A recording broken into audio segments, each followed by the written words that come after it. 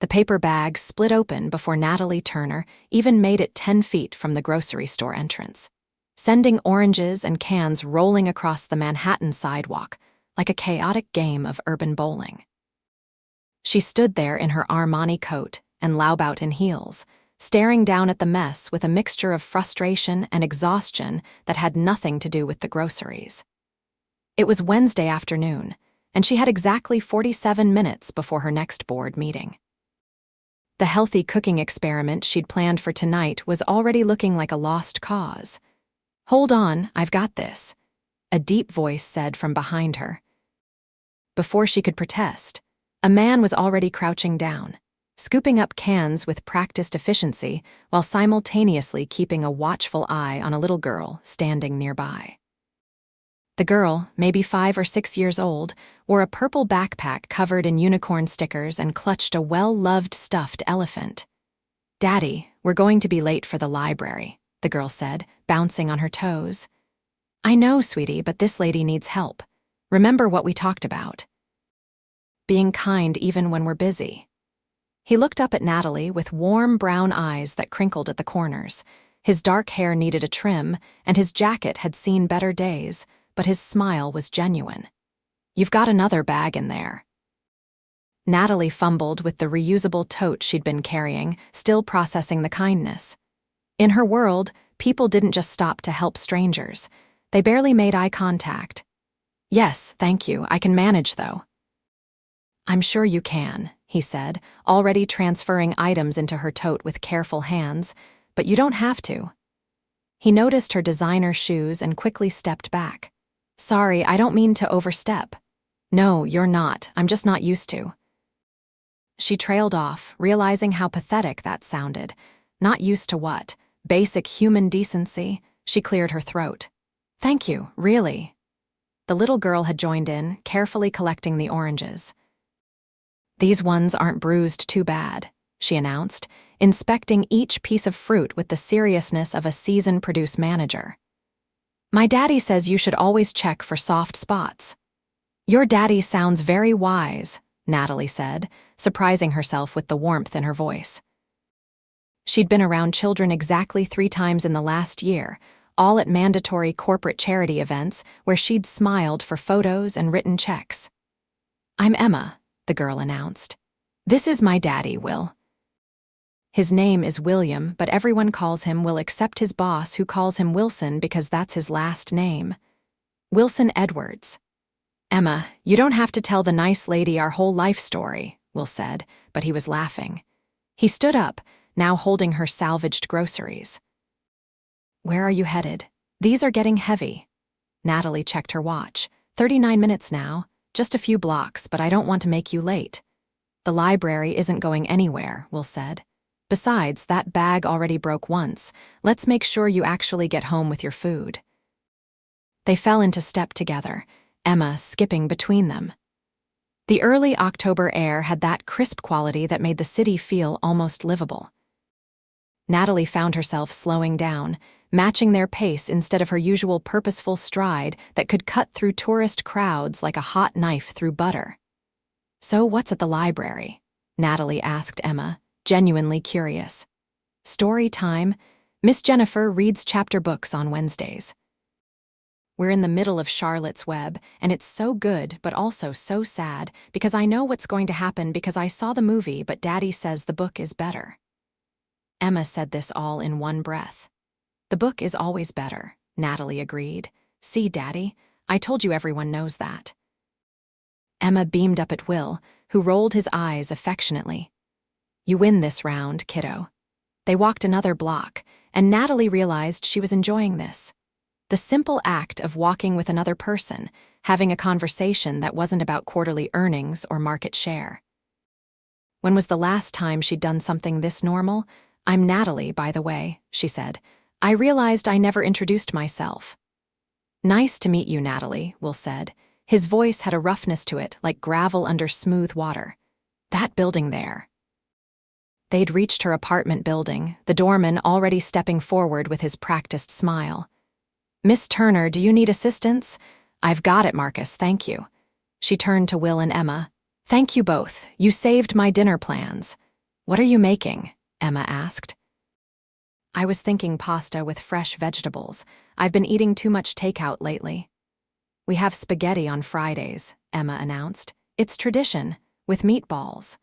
Will shifted the groceries, looking slightly embarrassed by his daughter's chattiness. "We should let you go. Come on, Em." But Natalie found herself not wanting them to leave. Not yet. "Would you like to come up? I have cookies. Store-bought, I'm afraid, but they're good." The words tumbled out before she could second-guess them. Will hesitated, clearly torn between politeness and something else. Probably thought she was some kind of weirdo inviting strangers to her apartment. She was about to take it back when Emma grabbed her father's hand. "Can we, Daddy?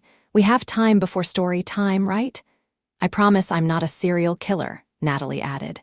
"Marcus here can vouch for me. I've lived in this building for 3 years and haven't murdered anyone yet." Marcus, bless him, didn't even blink. "Miss Turner is an excellent tenant, very quiet." Will laughed, and the sound did something strange to Natalie's chest. "All right, but just for a few minutes. We really do have to get to the library." The elevator ride up to the 15th floor was quiet except for Emma's humming. Natalie caught Will's reflection in the polished doors. He was looking around with the careful observation of someone cataloging details, but not in a judgmental way. More like an artist studying a painting. Her apartment was exactly as she'd left it that morning, immaculate, professionally decorated, and utterly impersonal. She saw it now through their eyes. The pristine white furniture, the abstract art that cost more than most people's cars, the floor-to-ceiling windows overlooking Central Park. It looked like a hotel suite. "Wow," Emma breathed. "You can see the whole park." "Pretty much," Natalie said, setting her groceries on the marble kitchen counter. "Sometimes I watch the hot air balloons in the summer." Will placed the salvaged bag next to hers, his movements careful in the space. He looked out of place here with his worn jacket and scuffed work boots. But not uncomfortable, just different. "This is beautiful," he said quietly. "You must love coming home to this view." The honest answer was that she barely noticed it anymore. "It's nice," she said instead. "Let me get those cookies." She rummaged through her pantry, finding the package of chocolate chip cookies her assistant had ordered last week. She wasn't even sure why she'd asked for them. She didn't eat cookies. But right now, she was grateful for them. Emma settled at the kitchen island, swinging her legs, while Will stood near the windows. Natalie poured milk into glasses, feeling strangely domestic. When was the last time she'd served anyone anything in this apartment that wasn't catered? "These are really good," Emma said seriously, studying her cookie before taking another bite. "Thank you, Miss Natalie. Just Natalie is fine." She sat across from Emma, watching the girl eat with the unself-conscious joy of childhood. "So, Charlotte's Web, what's your favorite part so far?" Emma launched into an animated description of the story, complete with hand gestures and voices for different characters. Will joined them at the island, one protective hand resting on the back of Emma's chair. He was completely focused on his daughter, and Natalie found herself watching the interaction with something like hunger. "Daddy cries at the end," Emma Stage whispered. "Every time." "It's a sad book," Will defended himself, but his ears were slightly red. "It's beautiful, though," Natalie said.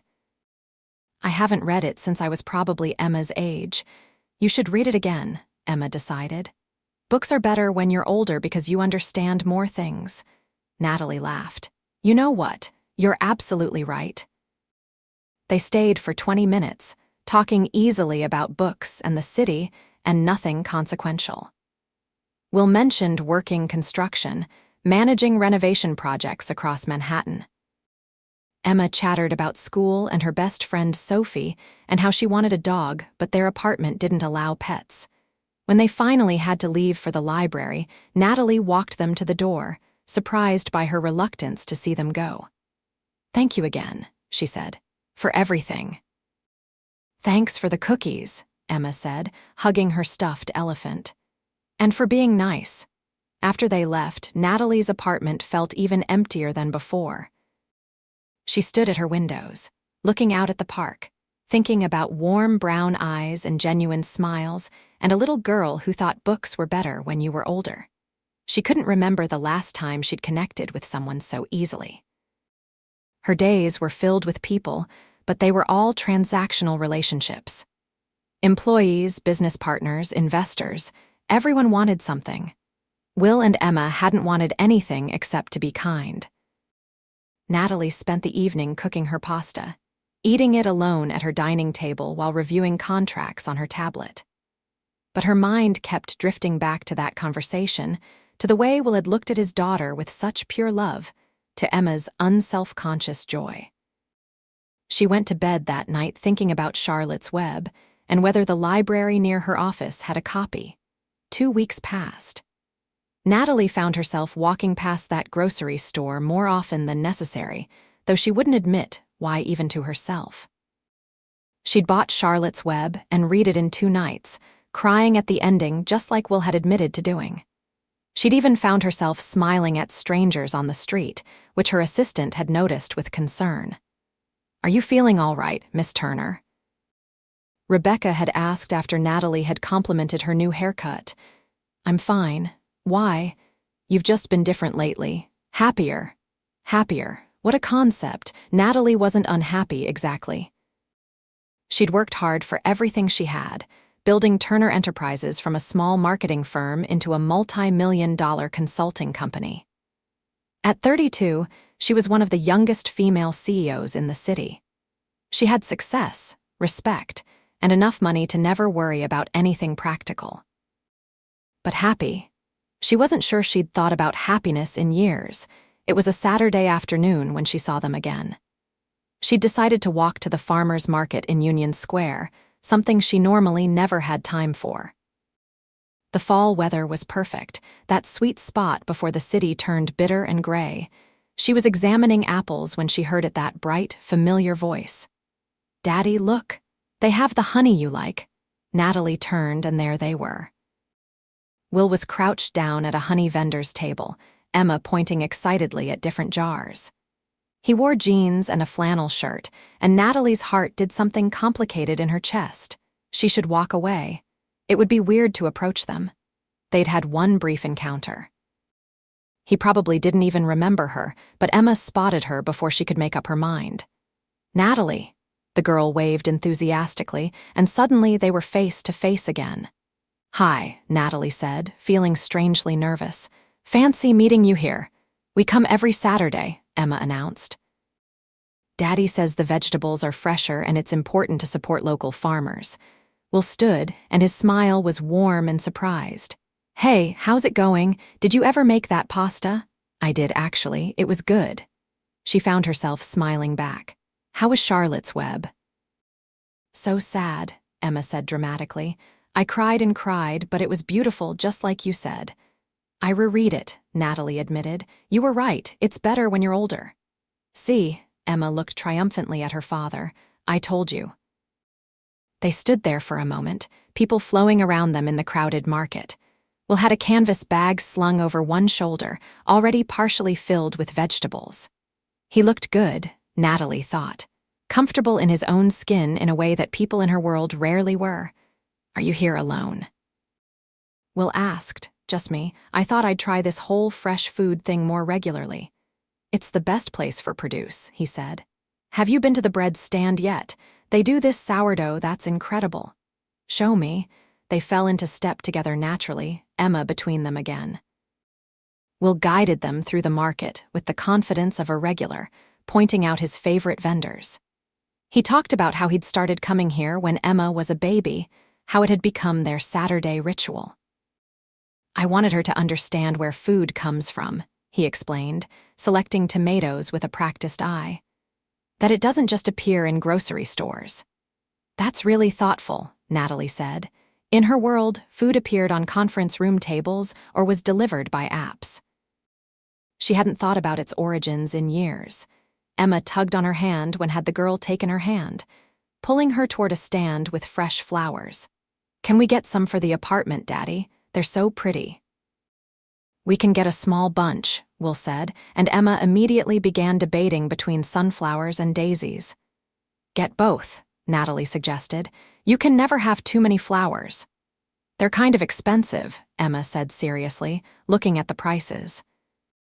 Will's jaw tightened slightly, and Natalie realized her mistake. But sunflowers last longer, she added quickly. They're the smarter choice. Emma nodded sagely and selected a bunch of bright yellow sunflowers. Will paid the vendor, and Natalie pretended to be very interested in some zinnias while fighting the urge to buy out the entire stand for them. They continued through the market, and Natalie found herself actually enjoying shopping for the first time in forever. Will explained how to pick the best produce, shared recipes he liked, talked about meal planning on a budget. Emma asked Natalie questions about everything: what she did for work, where she grew up, whether she had any pets. I work with companies to help them grow, Natalie explained. Like if a business wants to expand or needs help with marketing, they hire my company. So you're like a business doctor, Emma said. Natalie laughed. That's actually a perfect description. And no pets. No, I work a lot. It wouldn't be fair to an animal. Everyone should have a pet, Emma said with the certainty of a 6-year-old. They make you happy even when you're sad. Emma's very wise, Will said. Unfortunately, wisdom doesn't change apartment rules. Someday though, right, Daddy?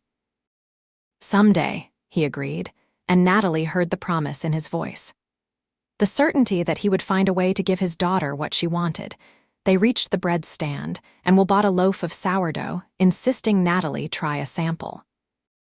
It was incredible, crusty and tangy and still slightly warm. Okay, you were right, she admitted. That's amazing. Told you. He looked pleased with himself.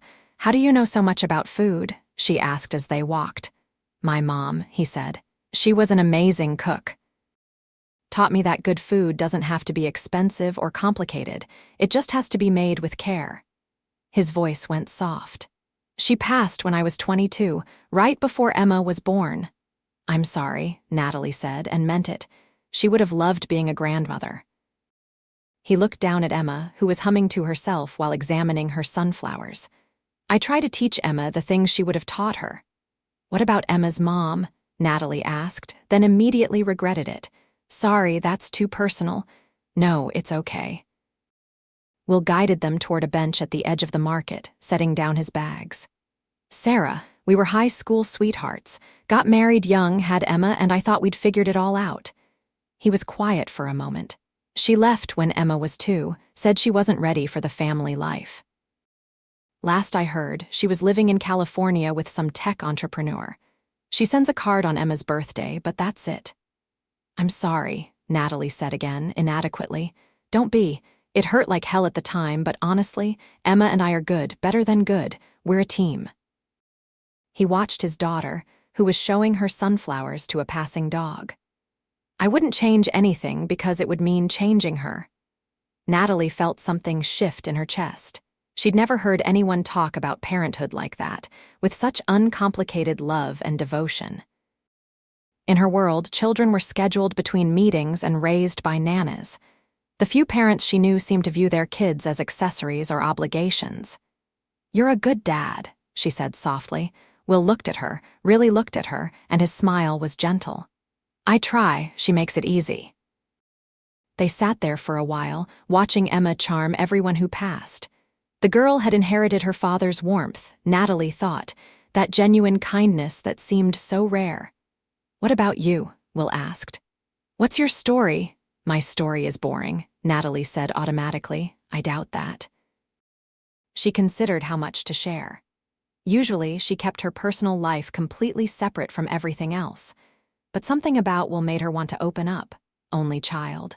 Parents were both lawyers, very focused on success. I was expected to excel at everything, and I did.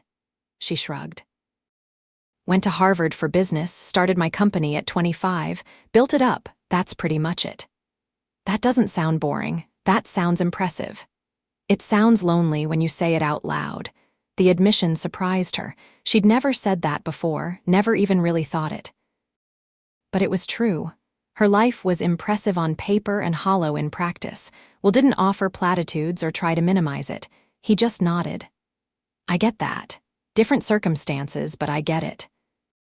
After Sarah left, I was so focused on just surviving working, taking care of Emma, keeping everything together that I forgot to actually live. He paused. Emma reminded me, kids are good at that, pulling you back into the moment. She seems really special. She is. Pride colored his voice. She's smarter than me, for sure, and kinder. I don't know where she gets it. She gets it from you, Natalie said. The kindness. You stopped to help a stranger with her groceries. Anyone would have done that. In this city, no, they really wouldn't have. Emma bounded back to them, chattering about the dog she'd met. They stayed at the market for another hour, and Natalie couldn't remember the last time she'd enjoyed a Saturday this much. Usually, weekends meant catching up on work in her home office, maybe a charity gala or business dinner. When they finally left, walking back toward the subway station together, Natalie found herself not wanting the day to end. Hey, Will said, stopping before the subway entrance. This might be forward, but Emma and I were going to get pizza. Would you want to join us? Emma grabbed Natalie's hand. Please, we always get pizza on Saturdays after the market. It's the best pizza in the whole city. Natalie had 3 proposals to review and a conference call scheduled with Tokyo in 2 hours. She should say no. She absolutely should say no. I'd love to, she heard herself say. The pizza place was tiny, wedged between a bodega and a dry cleaner, with 6 tables and walls covered in faded photos of old New York. It smelled like garlic and oregano and melted cheese, and Natalie loved it immediately. They squeezed into a corner booth, Emma sliding in next to her father. The menu was simple pizza, salad, soda. No craft cocktails or wine lists or prefix options. 2 slices of pepperoni, 1 cheese, Will asked Emma, who nodded enthusiastically. He looked at Natalie. What do you like? I haven't had pizza in probably 2 years, she admitted. 2 years. Emma looked horrified. How is that possible? I eat a lot of salads. That's so sad, Emma said with complete sincerity, and both adults laughed. Get whatever you want, Will said. My treat, to thank you for the cookies. You don't have to do that. I know, but I want to. They ordered pepperoni for Will and Emma to share, margarita for Natalie because she couldn't quite bring herself to go full pepperoni on her first pizza in years. While they waited, Emma pulled out a coloring book and crayons from her backpack. I always bring something to do, she explained. Daddy says it's important to be prepared. Smart, Natalie said. What are you coloring? Unicorns. Want to help? And that was how Natalie Turner, CEO of Turner Enterprises, found herself coloring unicorns in a tiny pizza shop on a Saturday afternoon. She couldn't remember the last time she'd colored. Grade school, maybe? That one's really good, Emma said, pointing to the unicorn Natalie had carefully shaded in purple and blue. You're a good colorer. Thank you, you too. Will watched them with an expression Natalie couldn't quite read. When their pizza arrived, Emma carefully put away her crayons, and they ate like they'd been doing this forever. The pizza was incredible thin crust, fresh mozzarella, basil that tasted like summer. Okay, this is amazing, Natalie admitted. Told you, Emma said, tomato sauce on her chin. They talked about everything and nothing. Will told stories about construction disasters that had Emma giggling. Natalie shared carefully edited tales from the corporate world, making board meetings sound more interesting than they were. Emma discussed her friend Sophie's birthday party next week and how she was going to give her a book because books were the best presents. The afternoon stretched into evening. Other customers came and went. The owner, an older Italian man named Marco, stopped by their table to chat with Will about a renovation project. He winked at Natalie when Will introduced her, and she felt herself blushing. Finally, they had to leave. Emma was starting to droop, the long day catching up with her. Thank you for today, Natalie said as they stood outside the restaurant. The city lights were coming on, that magical twilight moment when Manhattan shifted from day to night. I had a really good time. So did we, Will said. Emma had wrapped herself around his leg, half asleep. We should do it again, if you want. I'd like that. They exchanged numbers, and Natalie felt like a teenager, excited and nervous and hopeful. As she watched them head toward the subway, while carrying a drowsy Emma, she realized something had fundamentally shifted in her world. She walked home the long way, thinking about pizza and farmers' markets and coloring books. Thinking about Will's warm laugh and Emma's unbridled joy and what it might mean to let people in. Her assistant would have said she was having a midlife crisis, but Natalie was only 32. This wasn't a crisis. It was more like an awakening. The next week passed in a blur of meetings and contracts and the usual controlled chaos of running a company, but everything felt different now. Natalie found herself rushing through work to be done by evening.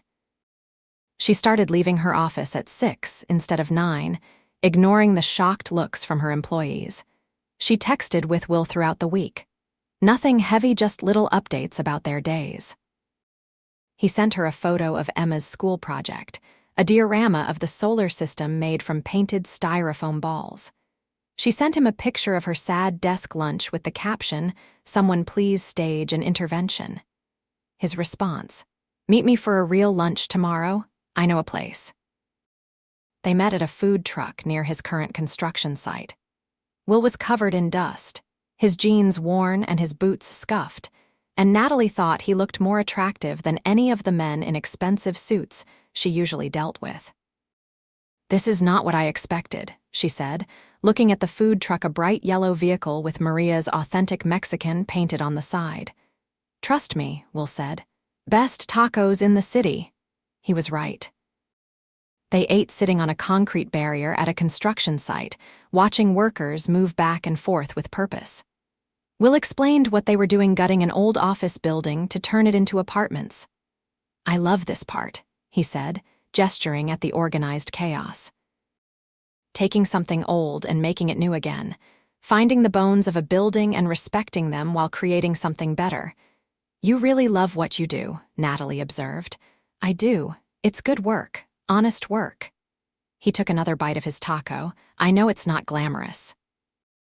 It's more honest than what I do. I push money around and tell people how to push their money around. You create actual things, places where people will live and work. Never thought about it that way." They sat there for a while, comfortable in the silence. Natalie realized this was what had been missing from her life, these simple moments of connection. No agenda, no transaction, just being. "Emma asks about you," Will said suddenly. "Every day. When are we going to see Natalie again? I think you made a fan. The feeling is mutual. She's an incredible kid. She thinks you're like a princess from a book, beautiful and powerful and living in a castle." Natalie laughed, but something warm settled in her chest. "Tell her princesses are overrated, and my apartment isn't a castle. Could have fooled me." "Want to come over for dinner this week?" The invitation came out before she could overthink it. "I've been practicing my cooking. I promise it will be edible." "You sure? We don't want to impose." "You're not imposing, I'm inviting." She met his eyes. "I'd really like to see you both again." His smile was slow and genuine. "Then we'd love to." They settled on Friday evening. Natalie spent the rest of the week in a state of nervous anticipation she hadn't felt in years. She left work early on Friday, stopping at the farmer's market for ingredients. She decided to make the pasta dish again, but better this time. She bought fresh pasta, vegetables, herbs, and on impulse, ingredients for chocolate chip cookies. Her apartment had never felt so empty as it did while she waited for them to arrive. She'd cleaned obsessively, even though the cleaning service had been there yesterday. She'd changed clothes 3 times before settling on dark jeans and a soft blue sweater, casual, but not too casual. When the doorbell rang at 6:30, her heart jumped. Emma burst through the door the moment Natalie opened it, carrying a drawing. "I made this for you." It was a crayon drawing of 3 stick figures, one tall with yellow hair, one medium with brown hair, one small with what appeared to be pigtails. They were standing in front of a building with lots of windows, holding hands. Above them, Emma had written "My friends" in careful, slightly crooked letters. "This is beautiful," Natalie said, and her voice caught slightly. "Thank you, Emma." "That's you, that's Daddy, and that's me." Emma explained, pointing to each figure. "In front of your castle." "I love it. I'm going to put it on my refrigerator." Will stood in the doorway, holding a bottle of wine and looking slightly nervous himself. He wore dark jeans and a button-down shirt, and Natalie's stomach did a little flip. "Hey," he said softly. "Hey yourself. Come in." Emma immediately ran to the windows, pressing her face against the glass. "Daddy, look. The lights are all coming on. It's like stars." While Emma explored, Natalie and Will moved into the kitchen. She was suddenly very aware of how close he was, how good he smelled like soap and something woodsy. "Can I help with anything?" he asked. "You can open that wine. Glasses are in the cabinet above the sink."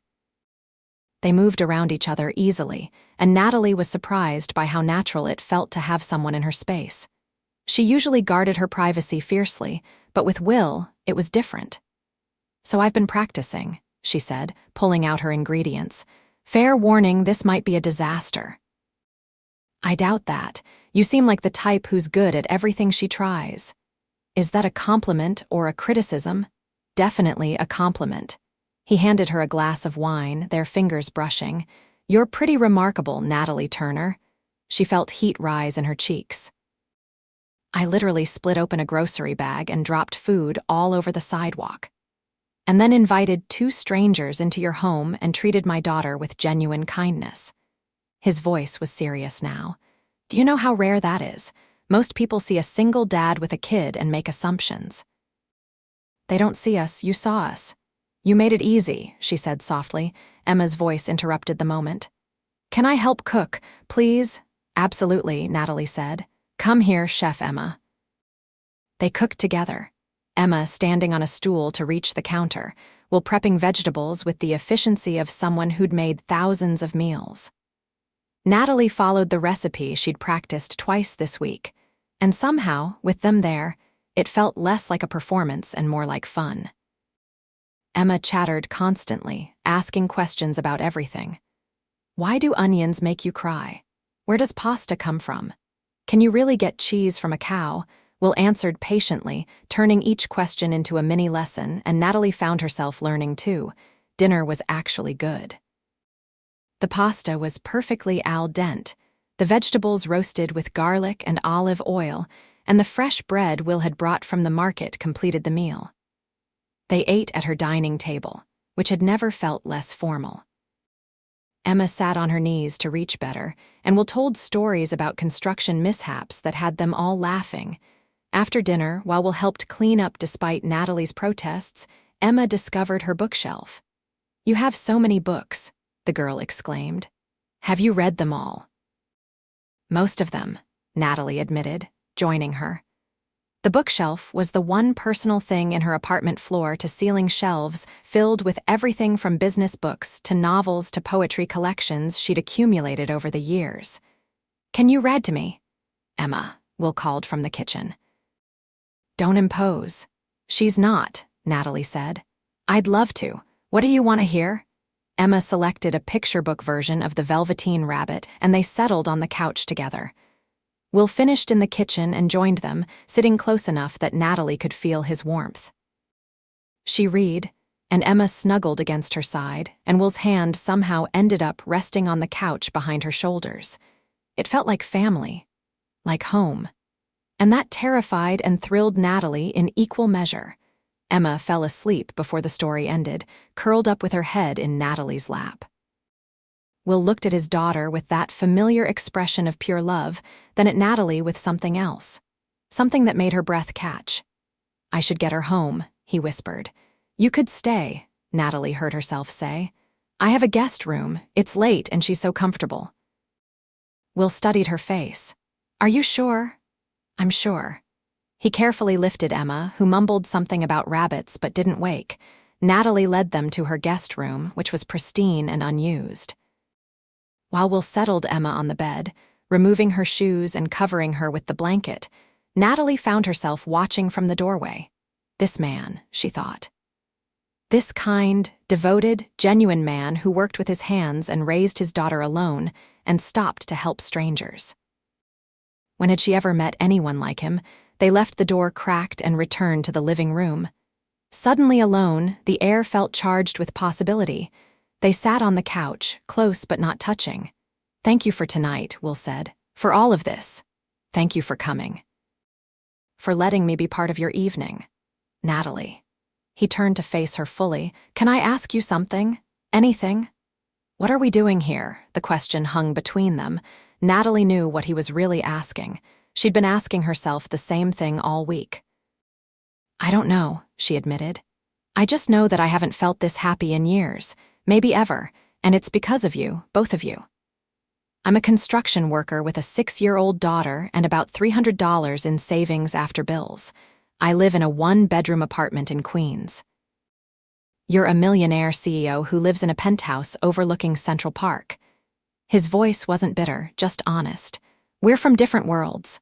Maybe I'm tired of my world." She reached for his hand, lacing their fingers together. "Maybe your world is better. My world is complicated. Emma comes first, always. I wouldn't want it any other way." He looked down at their joined hands, then back up at her face. "I like you, Natalie. A lot. But I need to know this is real. I can't let Emma get attached to someone who's just going to leave." "I'm not going anywhere," Natalie said, and as she said it, she knew it was true.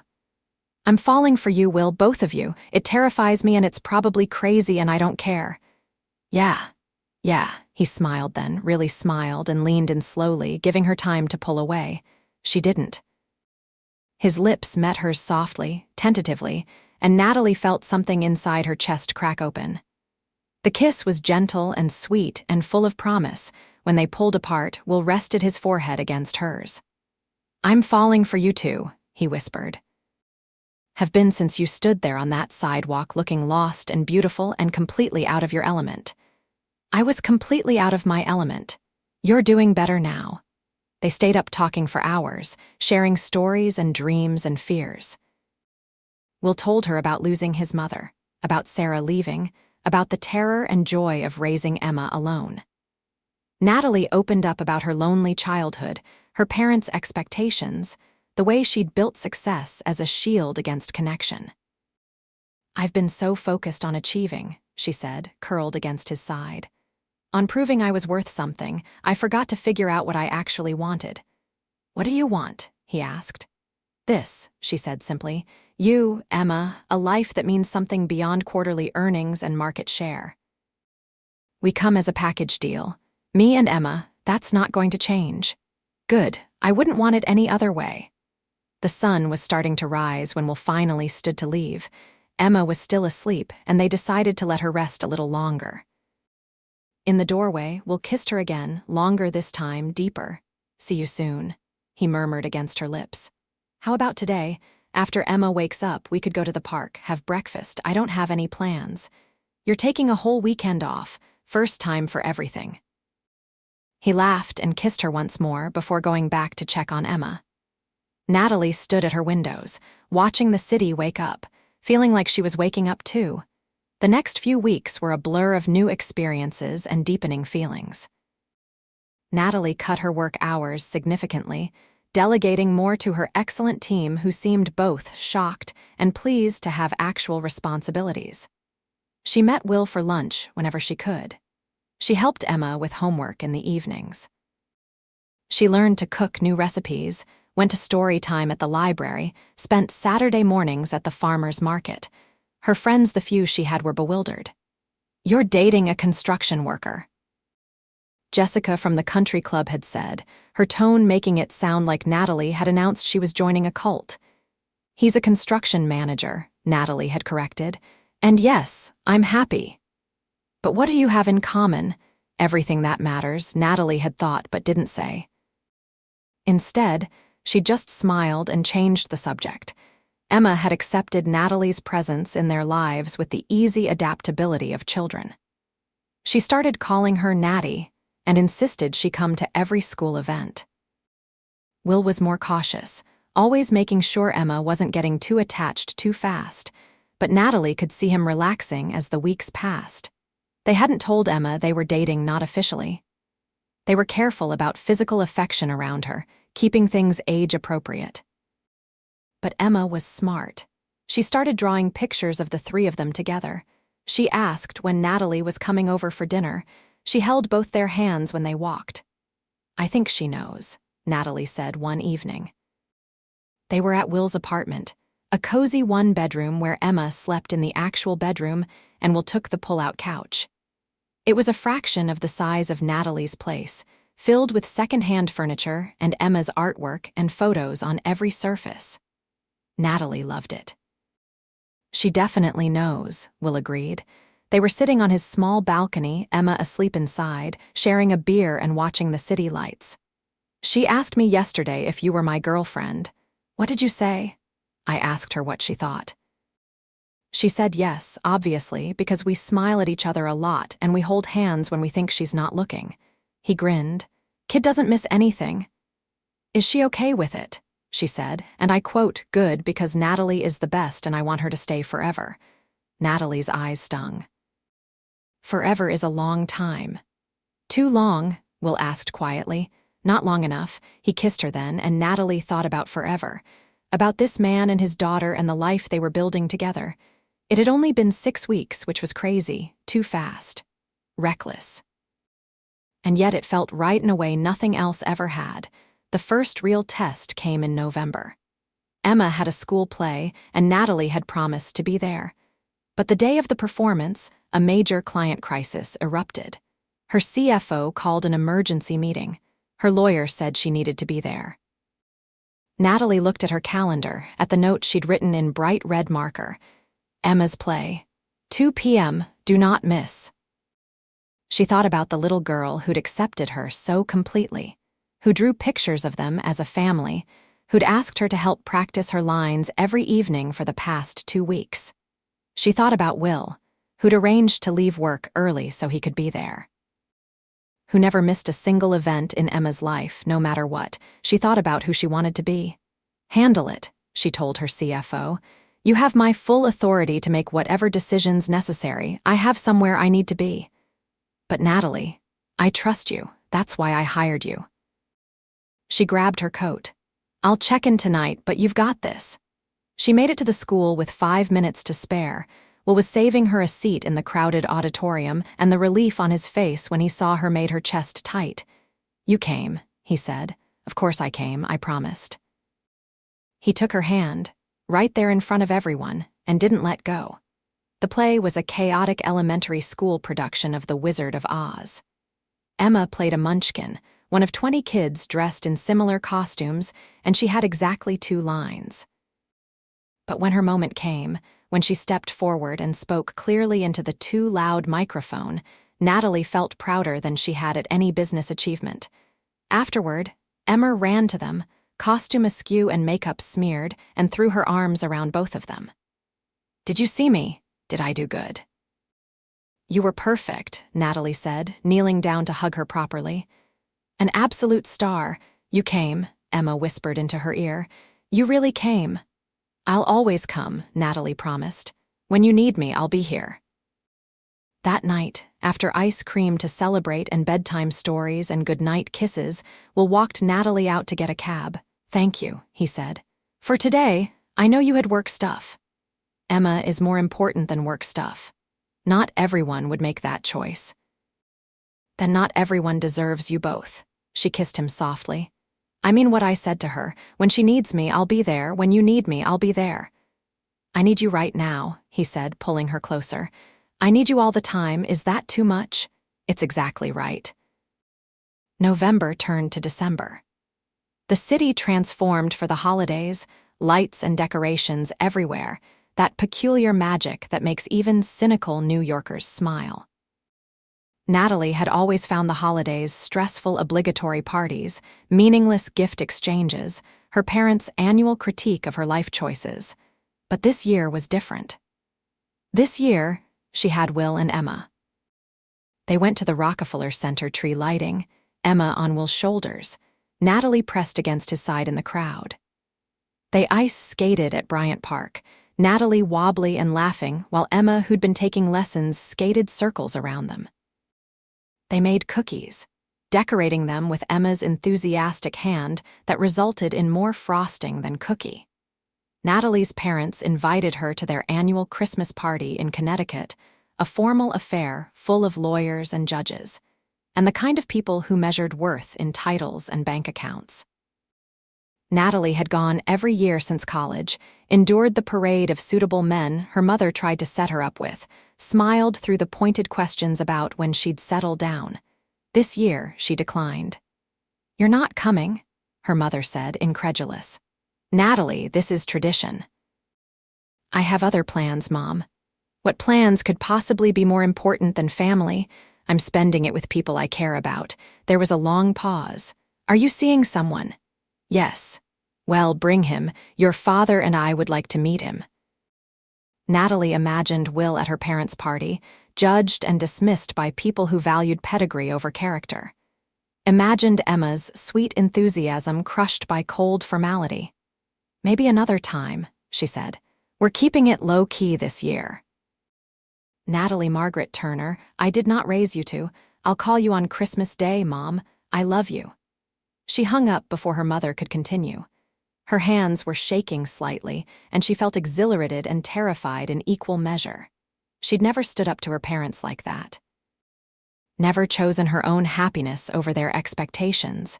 It felt incredible. Christmas Eve, she went to Will's apartment with bags full of presents. Nothing crazy expensive. She'd learned that Will's pride was tender on the subject of money, but thoughtful things. Books for Emma. A good winter jacket for Will that she'd noticed his current one was basically held together with hope and duct tape. Art supplies and games they could all enjoy together. The apartment was decorated with slightly lopsided paper snowflakes Emma had made, and a small tree covered in handmade ornaments. It was the most beautiful Christmas decoration Natalie had ever seen. They made dinner together, roast chicken and vegetables and potatoes that Will taught her how to make crispy. Emma set the table with paper napkins she'd drawn snowmen on. They ate by the light of the tree, and Natalie thought this was what people meant when they talked about holiday magic. After dinner, they opened presents. Emma gave Natalie a painted picture frame with a photo of the three of them at the farmer's market. "So you can remember we're a family," Emma said seriously. Natalie had to excuse herself to the bathroom to cry for a minute. Will's gift to her was a beautiful leather-bound journal. Inside the cover, he'd written, "For all the dreams you're going to chase now. Love, W. It's perfect," she said, and kissed him right there in front of Emma, who made exaggerated, grossed-out sounds but was clearly delighted. Emma loved her presents, especially the art supplies. Will held his new jacket like it was made of gold, his eyes suspiciously bright. "This is too much," he said quietly. "It's not enough," Natalie countered. "You both have given me everything." They stayed up late, watching Christmas movies, Emma falling asleep between them on the couch. Natalie held Will's hand and thought about how a year ago she'd been alone in her apartment, working through Christmas Eve because there was nothing else to do. "Stay tonight," Will whispered. "Please." She did. Will carried Emma to bed, and Natalie helped change her into pajamas, moving around each other with practiced ease. Then they returned to the pull-out couch, holding each other in the dark. "I love you," Will said. "I need you to know that. I love you, Natalie." "I love you too," she said, the words feeling both terrifying and inevitable. "So much it scares me. Good scared or bad scared? Good scared, the kind that means it's real." They made love quietly, carefully, aware of Emma sleeping in the next room. It was tender and sweet and perfect, and afterward, Natalie lay in his arms thinking that she'd never been this happy. "Move in with us," Will said suddenly. Natalie lifted her head to look at him. "What? I know it's crazy. I know this place is tiny and it's not what you're used to. But I want to wake up with you every morning. I want Emma to have you there at breakfast. I want this to be real, permanent." He touched her face gently. "Move in with us, or we could find a new place, something bigger, whatever you want. You'd move, but you've been here since Emma was born." "I'd live anywhere if it meant being with you." Natalie's mind raced. This was fast. They'd only been dating for 2 months. People would think they were crazy. Her parents would lose their minds. Her board of directors would probably have concerns about her decision-making abilities. And she didn't care. "Okay," she said. Okay, let's find a place, something with enough room for all of us. Emma should have her own room, a real one, and you need a space that isn't a pull-out couch and maybe a dog. A dog? Emma wants one. You promised her someday, why not now? Will kissed her, deep and thorough. Are you real? Sometimes I think I imagined you. I'm real, and I'm all in, Will, with you and Emma, whatever that looks like. They stayed awake the rest of the night, planning, talking about neighborhoods and schools and what kind of dog they should get. Making promises and dreaming about the future. When Emma woke up early on Christmas morning and climbed into bed with them, demanding Santa stories, it felt like the start of everything. The next few months were a whirlwind. Finding an apartment in New York that met everyone's needs and wasn't astronomically expensive was challenging, but Natalie's resources helped. They found a place in Brooklyn, a 3-bedroom in a building with a small yard and good schools nearby. It was a compromise between their worlds, nicer than what Will could afford alone, but not the luxury Natalie was used to. It was perfect. Moving in together revealed all the small intimacies of shared life. Natalie learned that Will was a morning person who woke with the sun and made terrible coffee. He learned that she was grumpy before 9 a.m.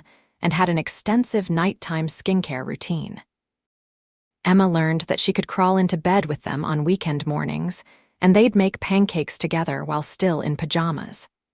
They adopted a dog from a shelter, a medium-sized mutt named Biscuit, who was all wagging tail and enthusiasm.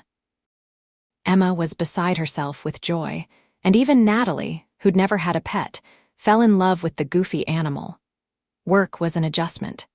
Natalie's team adapted to her new schedule and boundaries, and to her surprise, the company didn't fall apart with her working fewer hours.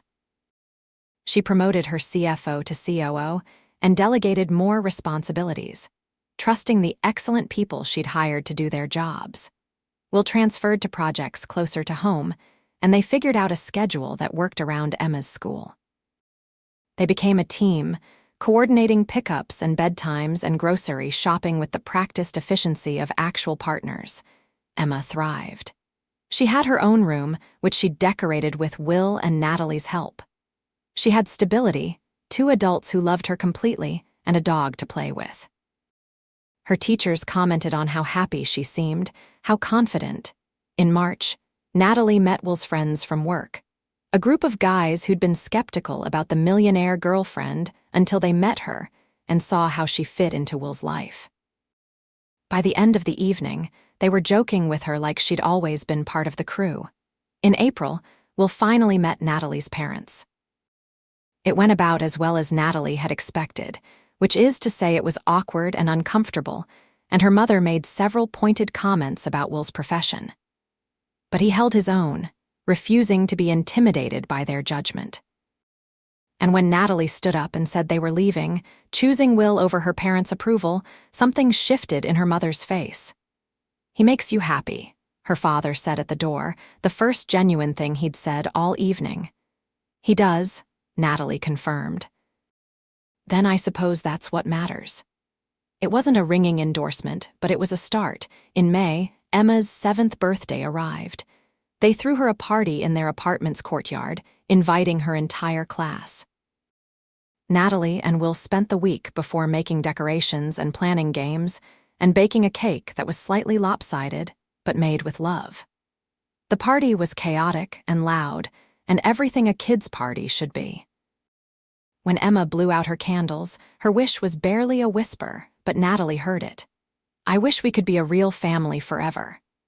That night, after Emma was asleep and they'd cleaned up the party debris, Will pulled Natalie onto the couch. "I've been thinking," he said. "Dangerous," she teased, but her heart was suddenly racing. He took her hand, his thumb tracing circles on her palm. "Emma wishes we were a real family, but the thing is, we already are. You've been more of a mother to her in the past 6 months than Sarah ever was.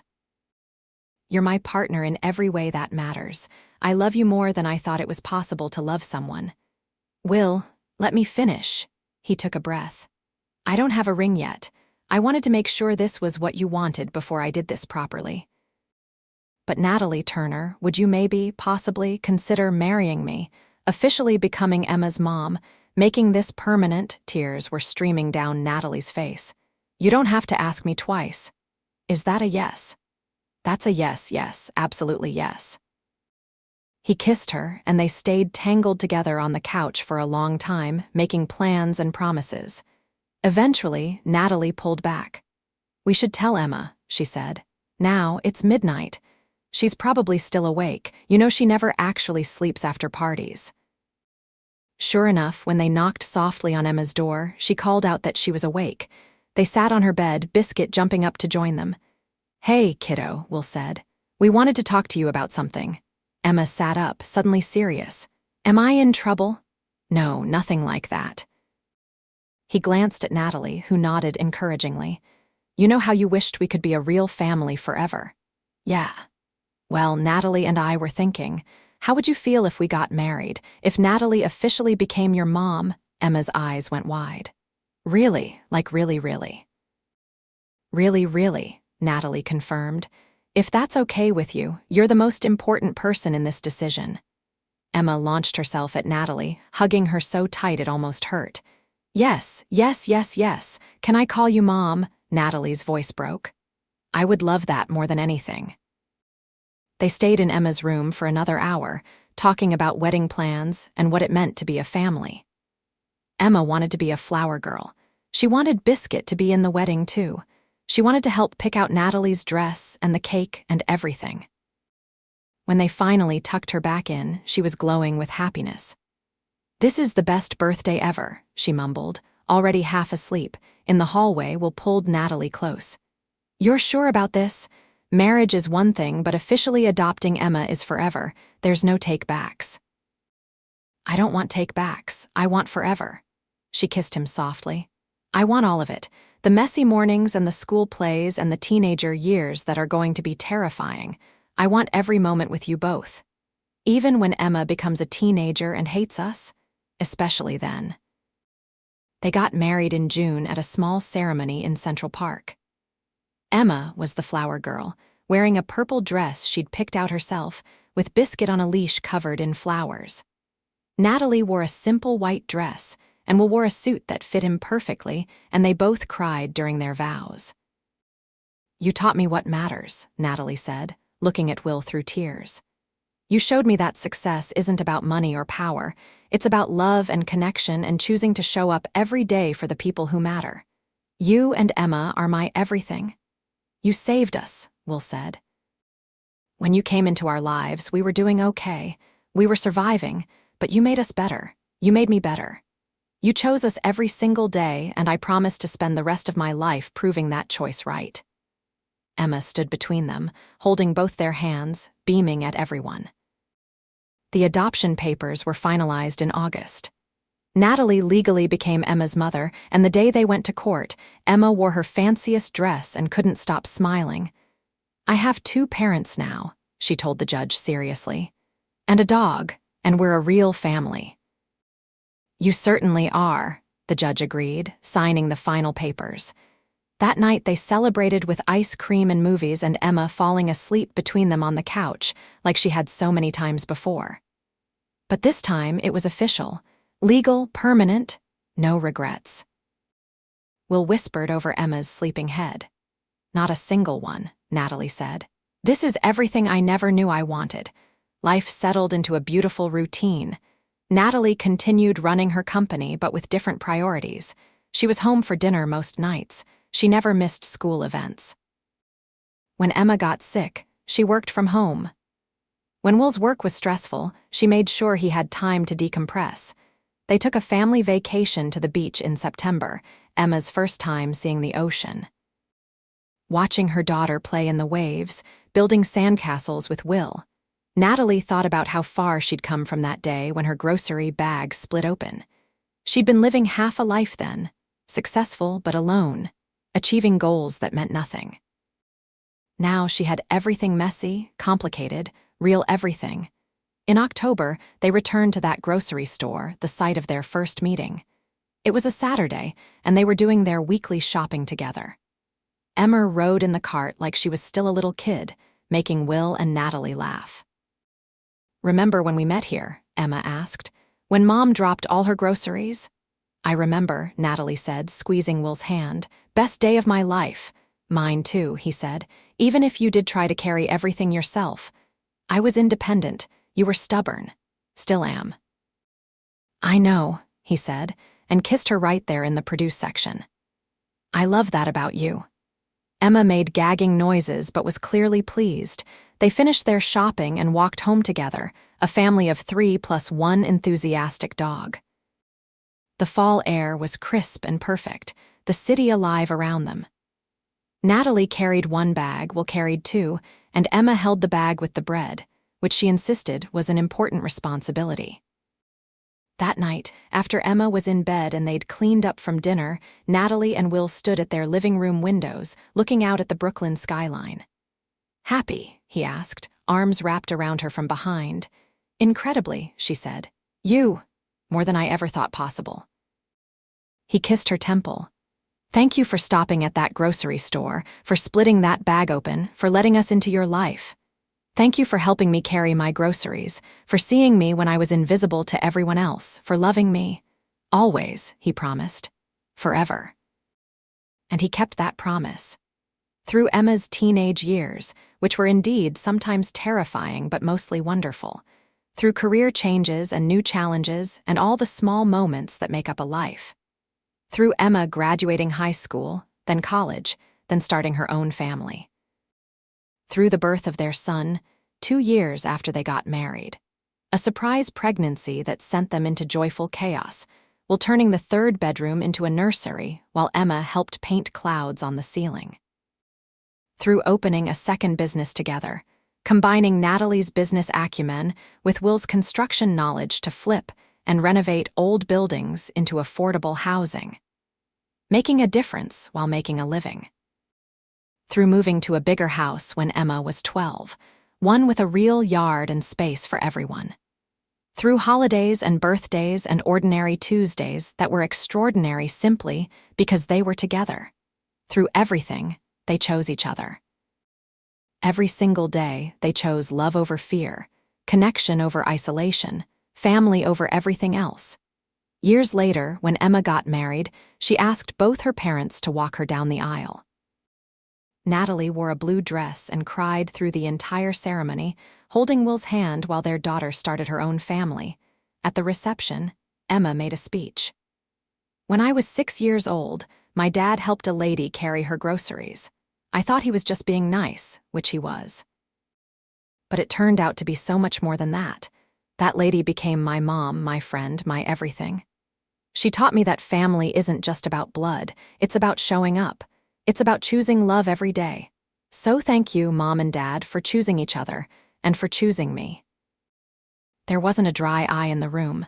Later, Natalie and Will danced together, moving slowly to the music. Their son, now a teenager, was probably hiding somewhere with the other kids, avoiding the sappy adult stuff. Emma was radiant in her wedding dress, dancing with her new husband. "We did good," Will said softly. "We really did," Natalie agreed. "How did we get so lucky? You had a poorly made grocery bag. I was in the right place at the right time. Emma needed a mom. You needed a family. Sometimes the universe just works out."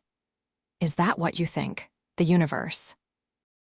"I think I saw a beautiful woman who needed help, and I got a lot more than I bargained for." He pulled her closer. "I love you, Natalie Edwards." "I love you too," she said. "Thank you for carrying my groceries." "Anytime," he promised, "for the rest of our lives," and he meant it. Through everything that came after grandchildren and retirement and growing old together, they kept that promise. They carried each other's burdens, shared each other's joys, and built a life that was richer than any amount of money could buy. Because Natalie had learned that true wealth wasn't measured in dollars or success. It was measured in love, in family, in the small moments that made up a life. In a little girl who'd called her mom, in a man who'd seen her when she was invisible. In a dog named Biscuit, who somehow lived to be 15 years old. In a son who grew up kind and strong like his father. In grandchildren who asked for stories about how Grandma and Grandpa met. And it all started with a split grocery bag on a Manhattan sidewalk and a kind man who stopped to help a stranger. The best things in life, Natalie learned, often begin in the most unexpected ways. You just have to be open to them. You have to let people in. You have to be willing to ask for help and accept it when it's offered. You have to be brave enough to choose love, even when it's terrifying. Even when it means changing everything about how you live. Even when it means admitting that maybe you've been doing it all wrong. Because in the end, love is the only thing that really matters. Not money or status or achievement. Just love in all its messy, complicated, beautiful glory. And Natalie Turner, Millionaire CEO turned wife and mother and partner and friend, wouldn't have changed a single thing about how her story unfolded. Every moment led her to exactly where she was meant to be, standing in her kitchen on a Sunday morning, while making terrible coffee while Emma visited with the grandkids, their sons stopping by for lunch. Biscuit's successor, a puppy named Muffin, barking at the mailman. This was her real success. Her true achievement. Her greatest accomplishment. This was everything.